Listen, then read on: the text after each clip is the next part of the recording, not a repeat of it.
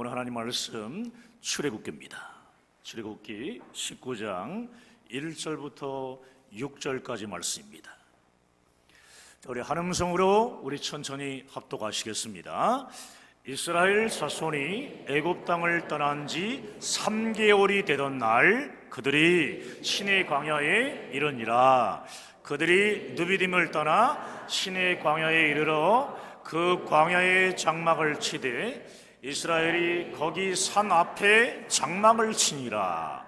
모세가 하나님 앞에 올라가니 여호와께서 산에서 그를 불러 말씀하시되 너는 이같이 야곱의 집에 말하고 이스라엘 자손들에게 말하라.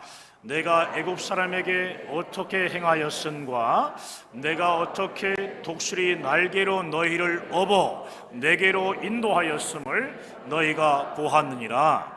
세계가 다 내게 속하였나니 너희가 내 말을 잘 듣고 내 언약을 지키면 너희는 모든 민족 중에서 내 소유가 되겠고 너희가 내게 대하여 제사장 나라가 되며 거룩한 백성이 되리라.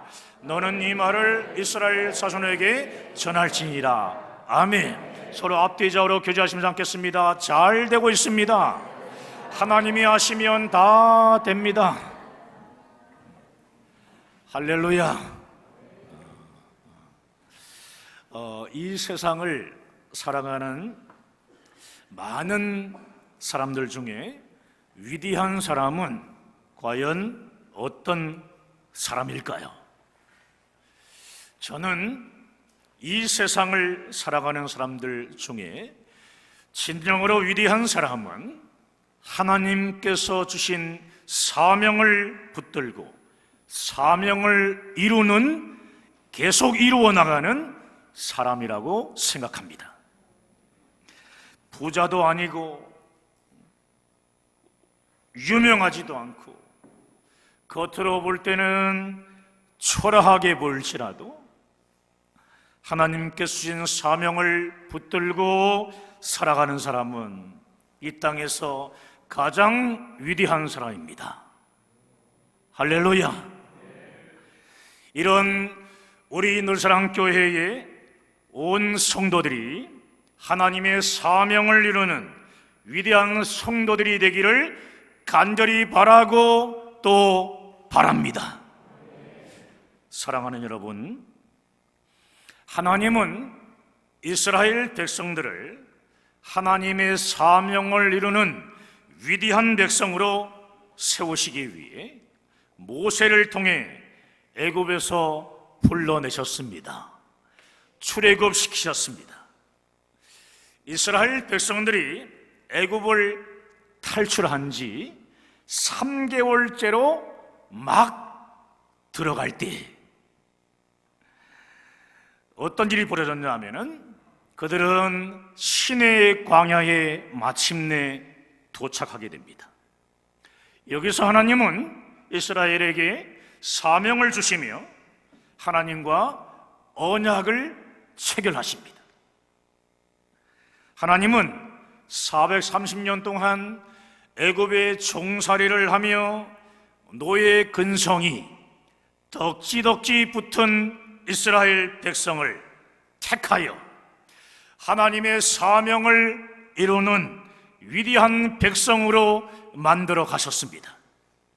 그래서 어떤 구약학자들은 구약 성경 전체에서 제일 중요한 구절은 우리가 방금 읽은 출애굽기 19장 1절부터 6절 말씀이라고 말하기도 합니다. 본문에 시내산 언약을 통해 노예였던 이스라엘 백성들은 하나님의 자녀로 구별된 백성이 된 것입니다. 본문을 보면은요, 우리 하나님께서 내가 너희를 그렇게 만들었다 이렇게 말씀하지 않으시고 제사장 나라가 되며 거룩한 백성이 되리라 미래형으로 말씀하고 있습니다. 제사장 나라의 사명을 감당하는 거룩한 성도의 삶을 계속해서 살아가야 한다는 말씀입니다. 언제까지 그럴까요? 주님 다시 오실 때까지. 할렐루야. 여러분, 교회도 마찬가지입니다. 내 교회를 세우리라 미래형으로 기록되어 있다는 사실을 우리는 기억해야 합니다. 완성은 없습니다. 주님이 다시 오실 때까지 주님의 심장 속에 있는 그 교회를 향하여 우리는 계속 나아가야 하는 것입니다. 사랑하는 여러분, 그리스도인에게는 영적인 신의 산이 반드시 있어야 합니다. 어떤 거요? 영적인 신의 산. 예수 그리스도의 십자가 복음으로 죄의 용서함을 받은 하나님의 자녀로 거듭나는 영적인 신의 산을 경험해야 하는 거예요. 하나님께 사명을 받아 하나님과 언약을 맺은 영적 신의 산의 경험이 반드시 우리에게는 있어야 합니다. 우리 옆 사람 얼굴 보시면서 영적인 신의 산의 경험이 있습니까?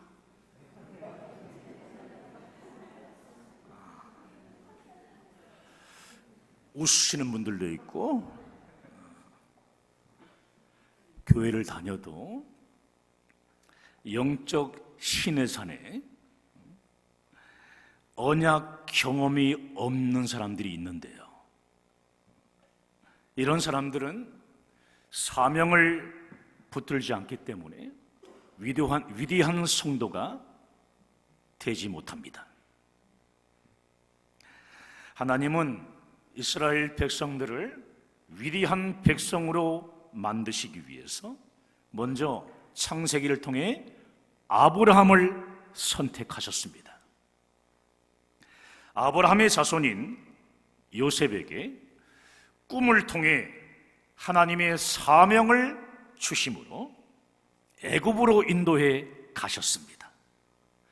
큰 고난을 겪었지만 요셉은 하나님께서 주신 꿈대로 애굽의 총리가 되어 아버지 야곱을 포함한 70여 명의 자신의 일가를 애굽의 고센 땅에 들어와 함께 살게 함으로써 이스라엘 지파로 이루어지는 이스라엘 민족을 태동시키는 하나님의 사명을 이루어 갔습니다. 하나님은 애굽의 고센 땅에서 250만 명이나 되는 큰 민족으로 성장한 이스라엘 백성들을 모세를 통해 출애굽시키셨습니다. 이 모든 과정을 오늘 본문은 이렇게 한마디로 요약하고 있는데요. 자, 오늘 본문 4절을 볼까요? 4절. 자, 함께 읽습니다. 내가 애굽 사람에게 어떻게 행하였음과 내가 어떻게 독수리 날개로 너희를 업어 내게로 인도하였음을 너희가 보았느니라. 여러분, 하나님께서 독수리 날개로 이스라엘을 업어서 인도하셨다는 말씀은 무슨 뜻일까요? 독수리는 새끼를 위해 높은 절벽에 둥지를 치고 부드러운 털로 하나하나씩 해서 보금자리를 만듭니다. 알에서 부화된 새끼들에게 먹이를 나르던 어미 독수리는 새끼들이 날개짓을 할 수 있는 때가 되어지면 새끼들을 둥지에서 강제로 밀어냅니다. 떨어지지 않으려고 새끼들이 버텨보지만 어미 독수리의 힘에 밀려가지고 결국 절벽 아래로 떨어지는 새끼 독수리는 조그만 날개를 퍼덕이면서 살려달라고 애원합니다. 어미 독수리는 새끼가 바닥에 떨어지기 전에 쏜살같이 내려와서 날개로 받아요. 그래서 다시 창공으로 올라가 새끼를 또 다시 떨어뜨립니다. 겁에 질린 새끼 독수리는 아이고 나 죽네 이렇게요 소리를 지르면서 날개를 계속 펄럭펄럭거리는 거죠. 새끼가 절벽 바닥에 떨어지기 직전에 어미가 쏜살같이 내려와 새끼를 날개로 받습니다. 계속 거듭되는 이 훈련 과정을 통해 새끼 독수리의 날개에 힘이 생기게 되고요, 결국에는 자신의 이 두 날개로 창공을 날아오르는 위대한 독수리가 되는 것입니다. 여기 독수리 새끼는 누구를 의미하는 것이냐면 바로 성도들인 우리들을 의미하는 것입니다. 신앙생활 하다가 우리가 위기를 만날 때도 있고 인생의 막다른 골목에 부딪힐 때도 있습니다. 그럴 때 우리는 하나님을 원망하며 소리를 질러댑니다. 살려달라고. 내게 왜 이런 고통과 억울한 일을 주십니까? 내 건강에 왜 이런 위기가 왔나요? 내 자녀들에게 이런 위기가 왜 찾아왔단 말입니까? 내가 왜 직장을 잃어야 합니까? 내가 잘 진행되어지는 이 사업이 어느 순간에 왜 막혀 있는 것입니까? 왜 실패해야 되는 것입니까? 이유는 분명합니다. 하나님이 여러분을 훈련하는 시간이기 때문입니다. 하나님께서 여러분을 위대한 성도로 만들어 나가기 위해서 지금 절벽으로 떨어뜨리고 계신 것입니다. 왜입니까? 이제는 어미가 물어다 주는 먹이만 받아먹던 어린아이의 자리에서 나오라는 것입니다. 세상에 잘못된 가치관을 과감하게 떨쳐버리라는 것입니다. 죄의 자리에서 나오라는 것입니다. 이제는 하나님의 사명을 붙들고 사는 위대한 하나님의 백성으로 일어서라는 것입니다.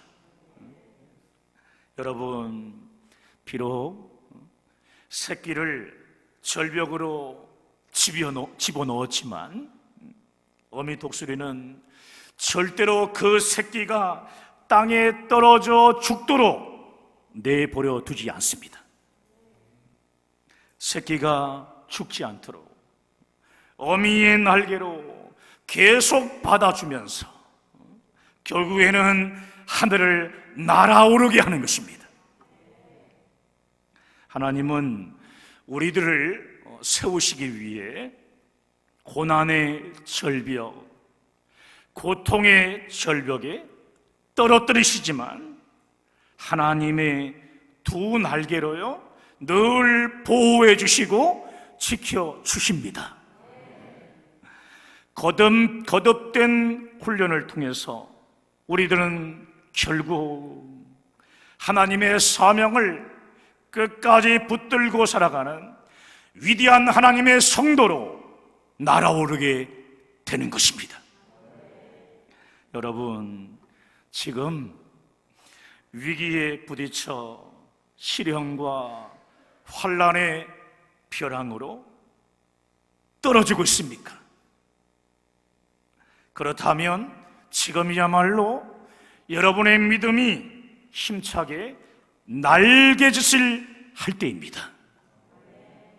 뒤로 미루어 놓았던 이 사명을 다시 붙들고 위대한 성도로 날아올라야 할 때예요.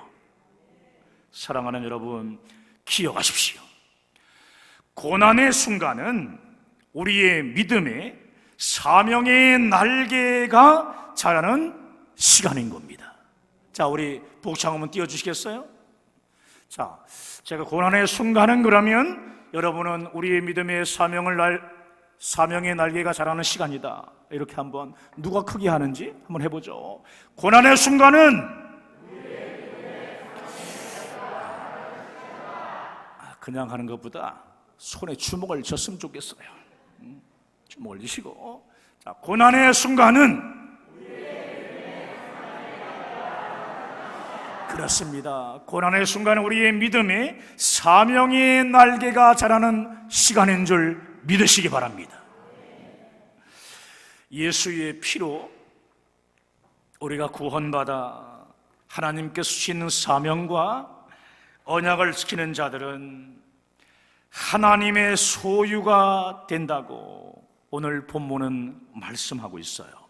너희는 내 소유가 되겠고.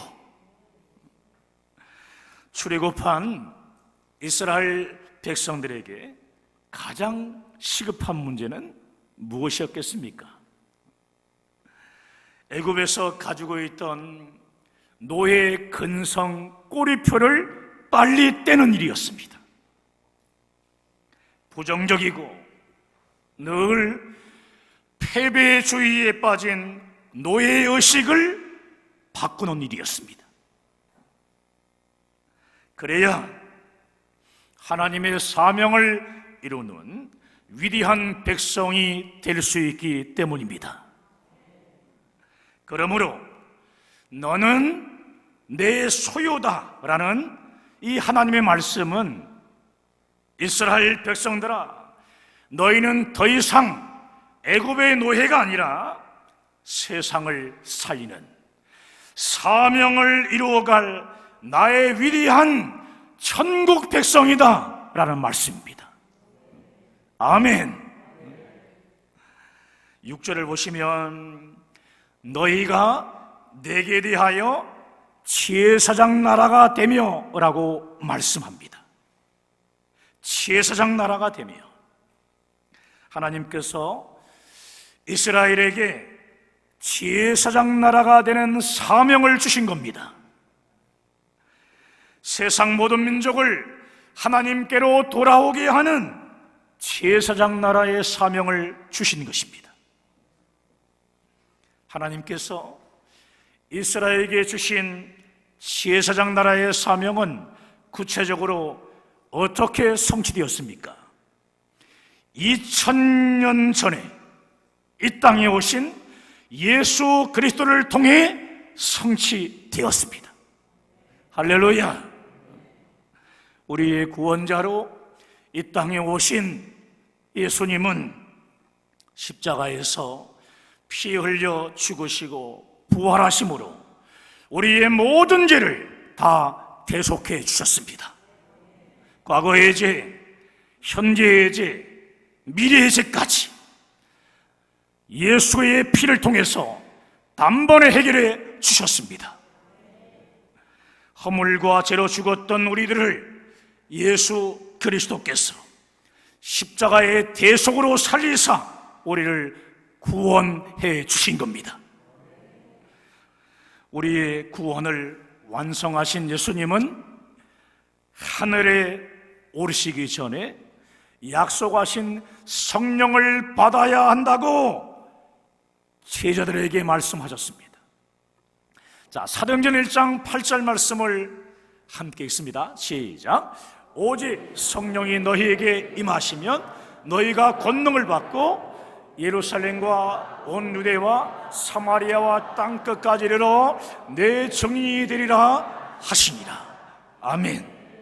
세상 모든 민족을 하나님께로 돌아오게 하는 제사장 나라의 사명이 성령의 권능을 받고 땅끝까지 복음을 증거하는 제자들로 인해 이루어지기 시작한 것입니다. 그래서 베드로는 베드로전서 2장 9절 말씀을 통해 예수를 구주로 믿는 그리스도인들, 성령 받은 사람들은 땅끝까지 복음을 증거하는 왕같은 제사장이라고 표현하고 있는 것입니다. 따라합시다. 나는 예수 그리스도의 십자가 복음을 증거하는 왕같은 제사장이다. 아멘. 그렇습니다. 우리 교회의 사명,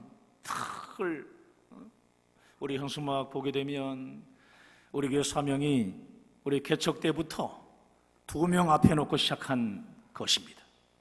처음에는 우리 3개 시작하다가 지금은 2개로 딱 정착해가지고 우리 김 목사님을 함께 만나서 이 사역을 감당하고 있는데요.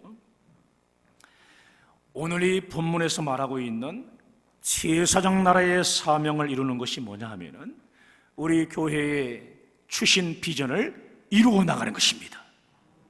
여러분, 우리 교회가 선교사님 세계에서 소문이 많이 났습니다. 매월 우리 선교사님들을 우리 교회에 초대해서 선교 보고를 하는 교회는 극히 드문 교회라고 우리 선교사님들의 입을 통해서 제가 전해드렸습니다. 사랑하는 여러분, 우리 교회의 사명을 잘 감당하는 우리 모든 분들 되어지시기를 주님의 이름으로 축원합니다. 오늘 본문의 마지막 메시지예요. 마지막 메시지는 뭐냐 하면 너희는 거룩한 백성이 되리라입니다. 너희는 거룩한 백성이 되리라. 사랑하는 여러분, 하나님의 백성들의 무기는 총과 칼일까요? 아닙니다. 그럼 돈일까요? 아닙니다.